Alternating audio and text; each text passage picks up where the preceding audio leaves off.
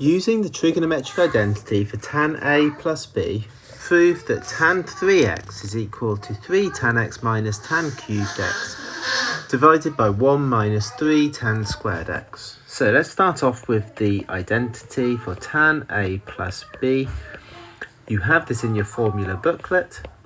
It's equal to tan A plus tan B, all divided by 1 minus tan A tan B.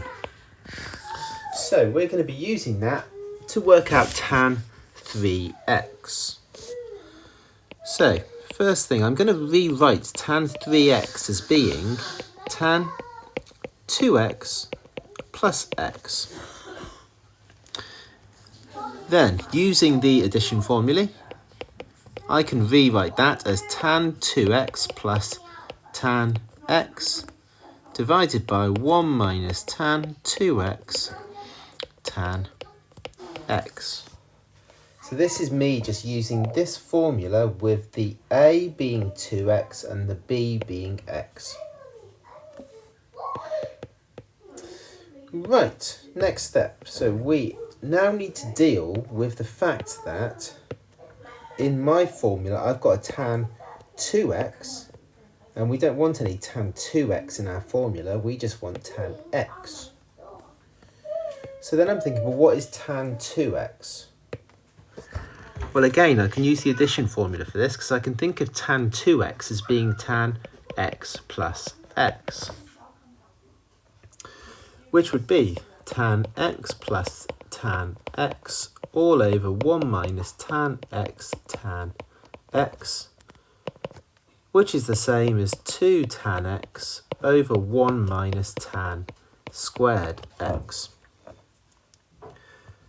So I know I can replace tan 2x with 2 tan x over 1 minus tan squared. So that's what I'm going to replace here and here.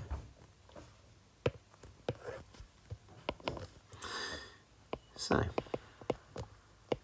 this is going to be a bit awkward because that's going to leave me with a fraction inside a fraction. But that's okay because I can deal with that as long as I'm careful.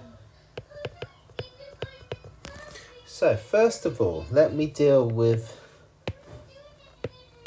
I can see I've got a tan x times a tan x there, which is going to be tan squared x.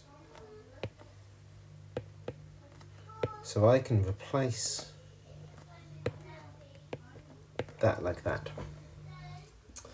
Now, how can I deal with the fact that I've got a 1 minus tan squared here and a 1 minus tan squared here?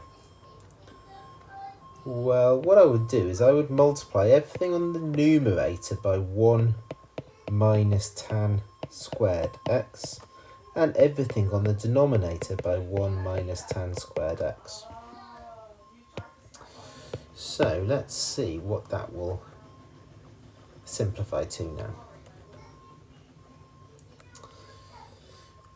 Okay, so going through this term by term then, we've got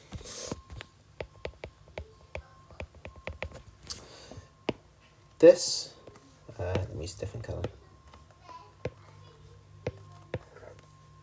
So when I times this by the 1 minus tan squared, the denominators are going to cancel out.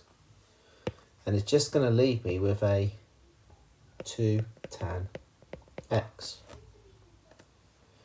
And then I'm going to multiply the tan x by the 1 minus tan squared x, which would give me a, the tan x times 1 would be tan x, and the tan x times the minus tan squared would give minus tan cubed. Okay, on the bottom we have got the 1 times the 1 minus tan squared, which is 1 minus tan squared.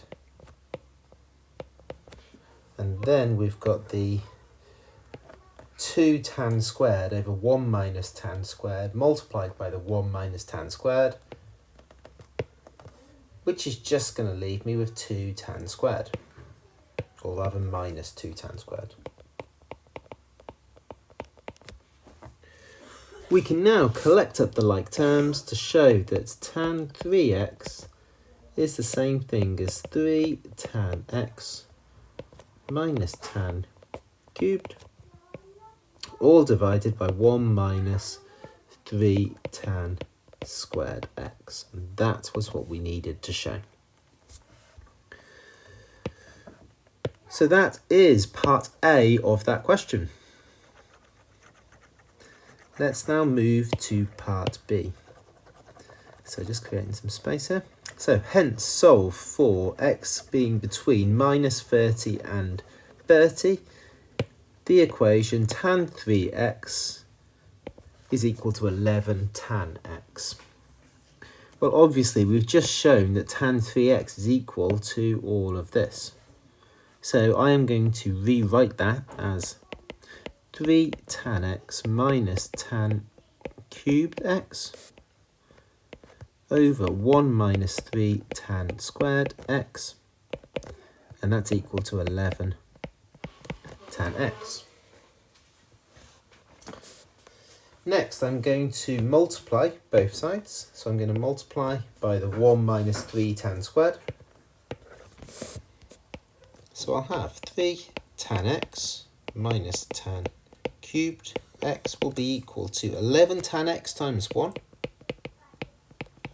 and the 11 tan x times the 3 tan squared. I'm now going to move everything to one side. So I'm going to subtract the 3 tan x from both sides, and I'm going to add the tan cubed to both sides. So 11 tan x take away 3 tan x is 8 tan x. The minus 33 tan cubed x plus tan cubed is minus 32 tan cubed x. I'm then going to factorise. I can factorise an 8 tan x outside here to get that. So now I can see that either the 8 tan x would have to equal 0, or the 1 minus 4 tan squared x would have to equal 0. So 8 tan x equals 0, or 1 minus 4 tan squared x equals 0. So divide both sides by 8 for this first equation. I find that tan x is equal to 0. So therefore x will equal 0. That's one solution here. The other equation, rearranging this, I find that 4 tan squared x equals 1. So tan squared will be equal to 1/4. Square rooting both sides, I find that tan x will equal either 1/2 or minus 1/2. I can now do tan inverse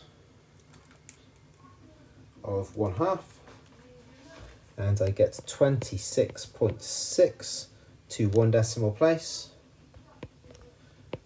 Or if I do tan inverse of minus 1/2, I get minus 26.6. So these are my three solutions: 0, 26.6, or minus 26.6.